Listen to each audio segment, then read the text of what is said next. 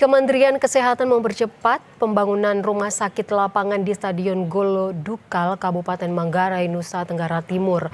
Hadirnya Menkes untuk memastikan pelayanan kesehatan dan tindakan operasi bagi korban gempa tetap berjalan di tengah kerusakan fasilitas kesehatan akibat bencana.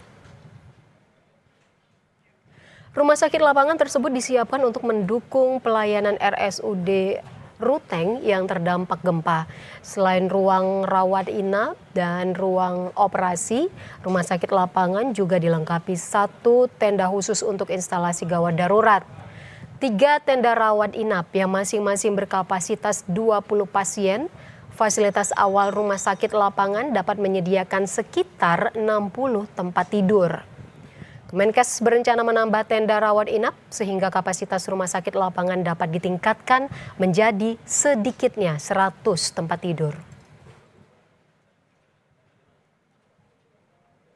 Bekerjasama dengan Basarnas dan Polri dan TNI, itu ada 6 helikopter yang pulang pergi. Jadi datang biasanya bawa dokternya karena terisolasi kan mereka kan, pulangnya bawa pasiennya, langsung dibawa ke rumah sakit, bisa dioperasi. Rumah sakit yang rubuh, kemarin saya datang khusus untuk membangun 2 rumah sakit mobile, rumah sakit lapangan ya, yang bisa lakukan operasi di lapangan bola secara steril sama di rumah sakit. Jadi khususnya transportasi udara atau ambulans udara ini dibutuhkan kalau terjadi masalah-masalah emergency seperti itu.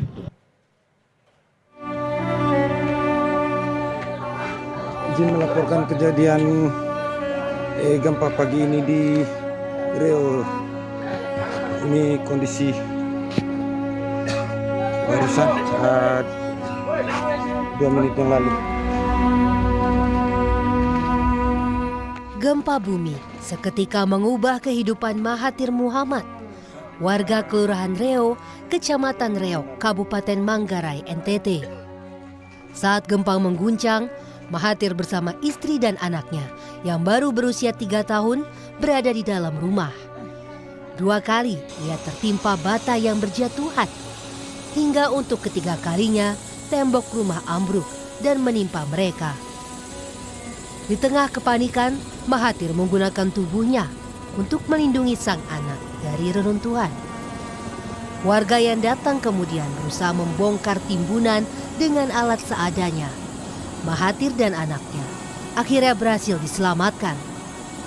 Namun, sang istri juga tertimbun dan mengalami luka pada bagian kaki hingga membutuhkan perawatan. Sementara itu, tim SAR gabungan mengevakuasi warga terdampak yang membutuhkan penanganan segera. Dengan menggunakan helikopter Dolphin, Basarnas tiba di Manggarai Timur dan mengevakuasi korban bernama Adelina Niamas. Korban mengalami patah tulang dasar tengkorak dan dievakuasi menuju Labuan Bajo. Kami mendorong 5 personil tenaga medis, 1 tim yang terdiri dari 2 dokter dan 3 perawat menuju ke Kecamatan Pota untuk memperkuat tim kesehatan sana untuk membantu masyarakat yang terisolir. Heli akan kami gerakkan ke Lambaleda untuk mengevakuasi. Sementara ini ada 3 korban dan 1 kritis untuk kami geser dari Lambaleda menuju ke Labuan Bajo lagi.